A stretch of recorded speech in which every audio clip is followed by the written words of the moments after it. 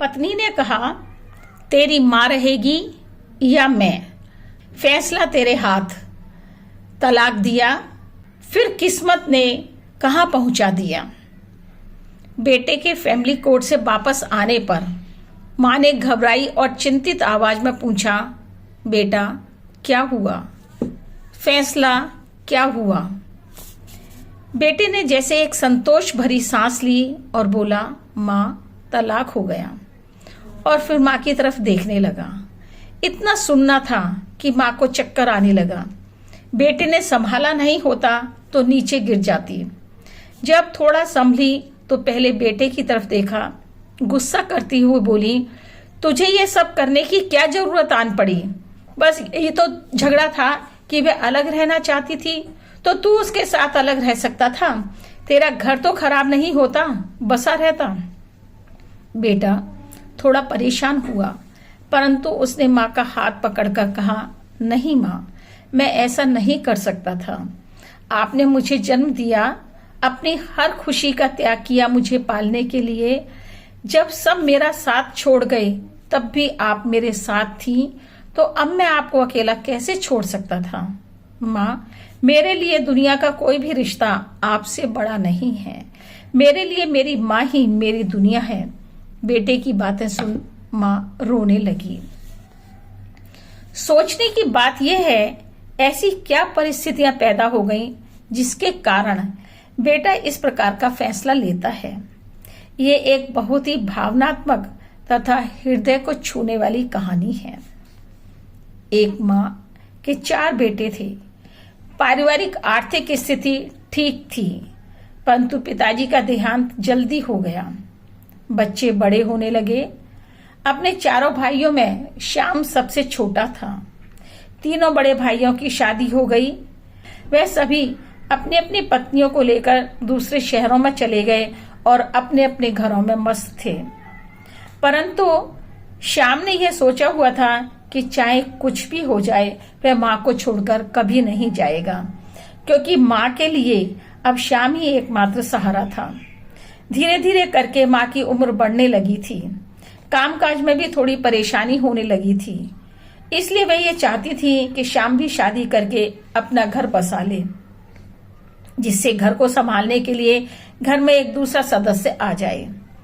इस काम के लिए कई लड़कियां देखी गईं, परंतु पास के गांव में रहने वाली राधा नाम की लड़की देखी, जो कि एक साधारण परिवार से थी तथा देखने में सीधी साधी लगती थी। राधा के पिता की मृत्यु भी राधा के बचपन में ही हो गई थी। उसके घर में उसकी माँ, भाई तथा भाभी थे। लड़की देखने के साथ ही पसंद आ गई। आसपास पूछताछ करने पर भी पता चला कि लड़की खानदानी है, घर के कामकाज में भी होशियार है। अब माँ को यह लगा कि राधा को ही बहू बनाना चाहिए। जल्दी से शादी हो गई। राधा के आने से घर में चहल पहल हो गई। घर में खुशियां दोबारा से आ गईं। माँ ने सोचा, एक नई बहू के आने से यह अच्छा हुआ कि वे मेरा ध्यान भी रखेगी। शुरू में राधा ने सास का हर तरह से ध्यान रखा। समय पर दवाई देना, समय पर खाना चाय देना, उनकी सेवा करना। माँ की तबीयत खराब होने पर उनके पास बैठकर उनका मन लगाती थी। श्याम भी घर की स्थिति देखकर बहुत खुश रहता था, क्योंकि वह अपनी माँ और पत्नी की अच्छी बॉन्डिंग देखता था। काफी दिन तक ऐसा ही चलता रहा, परंतु 4-5 महीने के बाद राधा का स्वभाव धीरे धीरे बदलने लगा। अब उसका ध्यान माँ की तरफ पहले जैसा नहीं रहता था। माँ यदि चाय के लिए कहती तो कहती, आप भी तो स्वयं बना सकती हो। माँ ने यह सोचकर खुद ही चाय बना ली कि घर का सारा काम करके शायद थक गई होगी।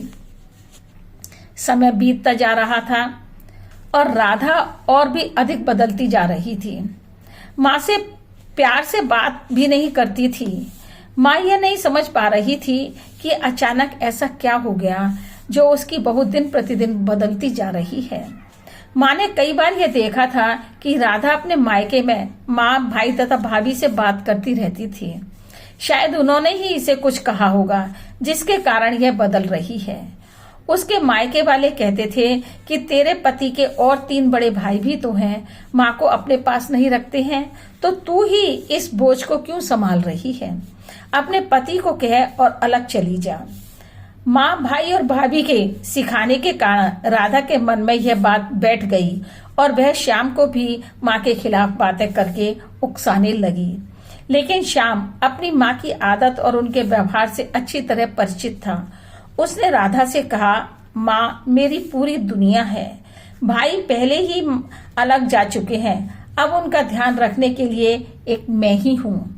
अगर तुम्हें इस घर में कोई परेशानी है तो मुझसे कहो, लेकिन मैं माँ के खिलाफ एक शब्द भी नहीं सुन सकता हूँ। राधा को ऐसी उम्मीद नहीं थी कि श्याम इस तरह का जवाब देगा। श्याम राधा के कहने में जब नहीं आया तो उसने अपनी माँ से आगे क्या करना है पूछा। माँ के बताए अनुसार उसने सास को और ज्यादा परेशान करना शुरू कर दिया। माँ जो भी काम करती उसमें कुछ ना कुछ कमी बताती और कहती, अब आपसे नहीं होता है, आप काम करने की बजाय बिगाड़ और देती हैं। माँ इस दर्द को बेटे के लिए अपने अंदर ही सहन कर रही थी। श्याम इस बात से बिल्कुल बेखबर था। वह अपनी नौकरी देखता, घर के सारे काम करता था। जब नौकरी से घर पर आता तो राधा अपना दूसरा रूप धारण कर लेती। श्याम के सामने माँ की देखभाल करने की एक्टिंग करती। श्याम यही समझता रहा कि दोनों के बीच सब ठीक चल रहा है। राधा श्याम के सामने आदर्श बहू बनती और सास के लिए एक क्रूर बहू। अब तक राधा श्याम के व्यवहार से परिचित हो गई थी। उसे यह समझ आ गया था कि श्याम अलग होने की बात नहीं मानेगा। इसलिए उसने यह सोचा कि मैं सास को इतना परेशान कर दूं जिससे वह खुद ही कहने लगे कि बेटा तुम अलग हो जाओ। माँ चुपचाप सारी बातें सहन करती रही और बेटे को कुछ भी नहीं कहा। परंतु एक दिन बात सिर से ऊपर निकल गई। श्याम तो अपने ऑफिस गया हुआ था। ऑफिस में ही एक पड़ोसी का फोन पहुंचा, भाई जल्दी घर पर आ जाओ, क्योंकि तुम्हारी माँ और भाभी दोनों में आपस में बहुत जोर जोर से लड़ाई चल रही है। यद्यपि श्याम को पड़ोसी की बात पर यकीन नहीं हुआ, परंतु फिर भी ऑफिस से एकदम घर पहुंचा। घर के बाहर ही उसे माँ और राधा की जोर जोर से तू तू मैं सुनाई आ रही थी। राधा माँ को कह रही थी, सारा दिन बैठी रहती हो, कोई काम नहीं है और मेरी जिंदगी जहन्नुम बना रखी है। माँ ने कहा, बहू जब मैं काम करती हूँ तो तू नुक्स निकालती है और नहीं करती हूँ तो सुनाती है। यह सुन राधा और भी गुस्से में आ गई और बोली, अब मैं आपकी गुलामी सहन नहीं कर सकती। माँ अंदर तक टूटी पर बेटे को कुछ नहीं कहा। यह सब सुनकर श्याम पागल हो गया। उसने राधा को कहा, तुम मेरी माँ से ऐसे कैसे बोल सकती हो? यह मेरी माँ है जिसने मुझे जन्म दिया, पाला पोसा, पढ़ाया लिखाया, और तुम इतनी बदतमीजी से बात कर रही हो। अब राधा ने त्रिय चरित्र दिखाना शुरू कर दिया और रोने लगी और बोली, अब इस घर में या तो तेरी माँ रहेगी या फिर मैं अपने मायके चली जाती हूँ। यह सुनकर श्याम ने राधा को 3-4 थप्पड़ मार दिए। रोते रोते अपनी माँ को फोन पर कहने लगी, माँ श्याम ने मेरे ऊपर हाथ उठाया है, अब मैं इस घर में नहीं रह सकती हूँ, भैया को कहो मुझे ले जाए। तुरंत भाई आ गया और राधा उसके साथ चली गई। श्याम उसे जाते देखता रहा। माँ ने बेटे को समझाते हुए कहा, बेटा पत्नी को ऐसे नहीं मारते, वह अलग रहना चाहती थी तो वह रह लेती, पर यह तरीका उचित नहीं था। श्याम रोते हुए बोला, माँ जिसने तुझे अपमानित किया मैं उसके साथ नहीं रह सकता, तू ही मेरी जिंदगी है, तेरे लिए मैं इस जहान को भी छोड़ सकता हूँ, पत्नी की तो बात ही क्या है, तुझे अकेला नहीं छोड़ सकता। माँ ने अपने बेटे को कलेजे से लगा लिया। दूसरी तरफ राधा अपने मायके पहुंच गई। अब उसकी माँ ने कहा, तू बस अब यहीं रहेगी, जब श्याम मनाने आएगा तभी जाना। परंतु एक एक करके दिन निकलते गए पर श्याम नहीं आया। यह देखकर राधा और उसकी माँ दोनों परेशान रहने लगी। राधा की माँ ने पड़ोसियों से कहलवाया कि यदि श्याम लेने के लिए नहीं आ रहा है तो तलाक दे दे। श्याम भी वहां कहाँ चुप रहने वाला था। कड़े शब्दों में बोला, अगर वह मेरी माँ की सेवा करे और उसके साथ प्यार से रहे तभी इस घर में रह सकती है। अगर उसको यह शर्त मंजूर नहीं है तो तलाक ले सकती है, परंतु मैं अपनी माँ को नहीं छोड़ूंगा। पड़ोसी की जो बातें श्याम से हुई वो उसने राधा और उसकी माँ को बताई। तब राधा की माँ ने कहा, बेटी, वो आदमी कभी नहीं सुधर सकता है। उसको अकल तभी आएगी जब तू तलाक ले लेगी। राधा को लगा माँ ठीक कह रही हैं, क्योंकि वह ऐसा नहीं करेगी तो उसकी जिंदगी हमेशा के लिए खराब हो जाएगी। माँ और बेटी ने कोर्ट पहुंचकर तलाक का केस दर्ज कर दिया। श्याम को कोर्ट में बुलाया।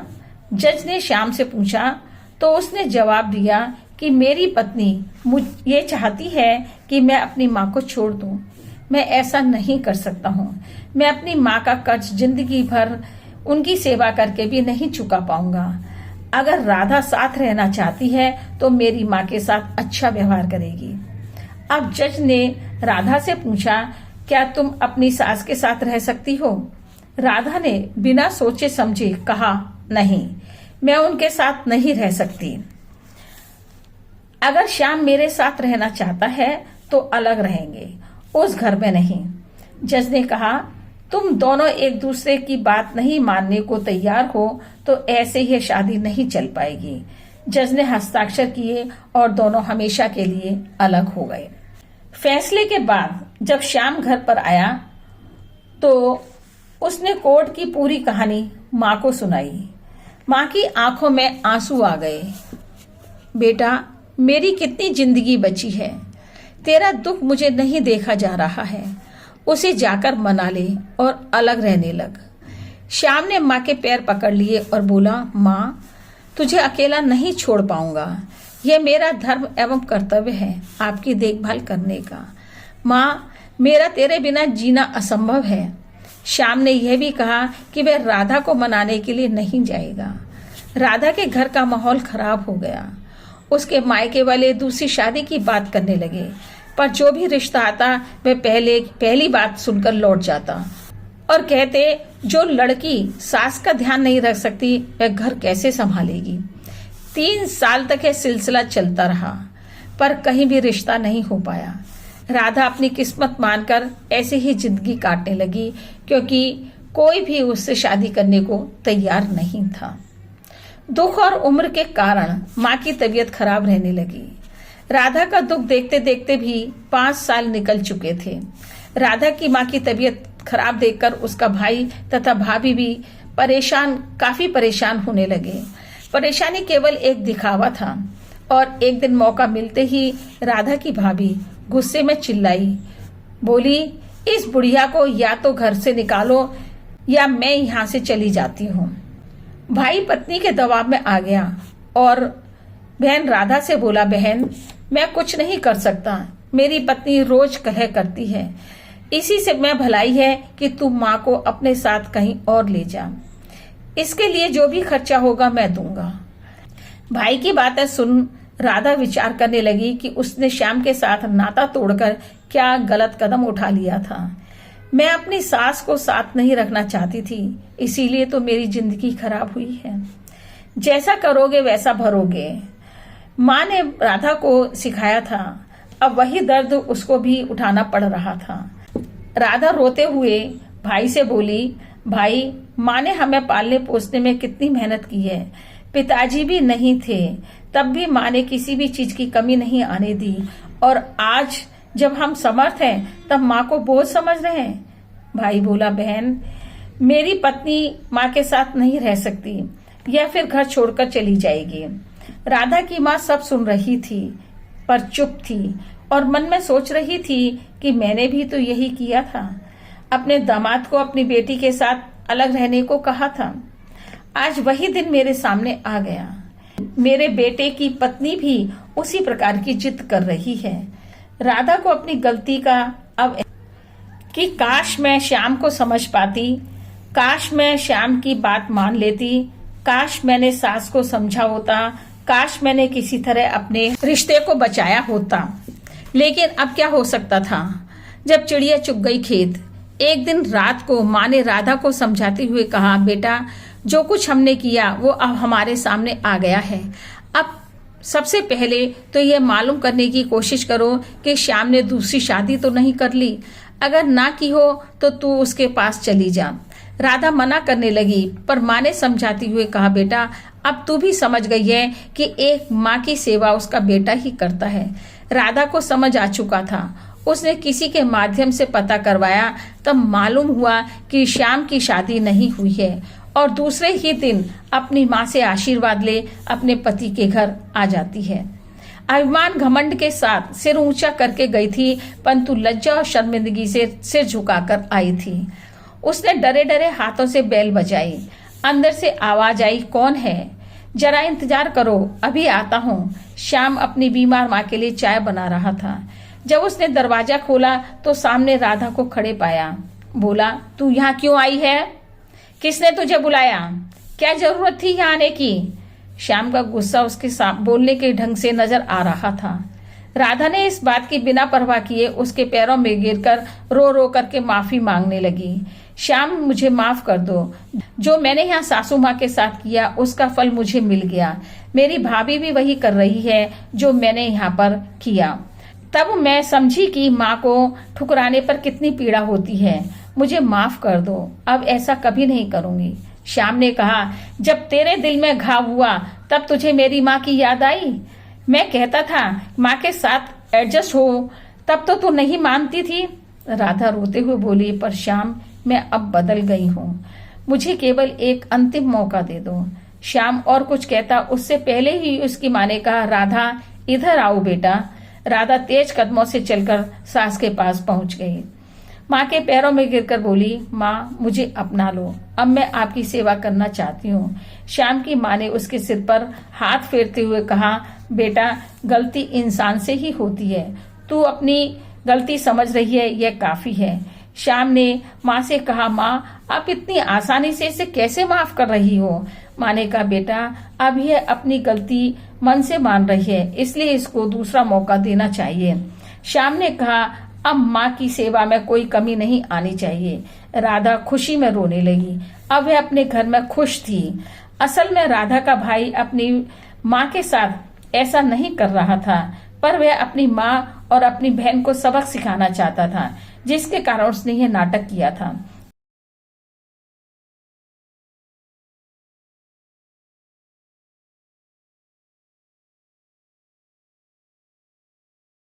लेकिन हमें दूसरे का दर्द तभी एहसास होता है जब अपने पर बीतती है, जैसा कि राधा के साथ हुआ। परंतु कोई बात नहीं, अगर सुबह का भूला शाम को घर लौटाए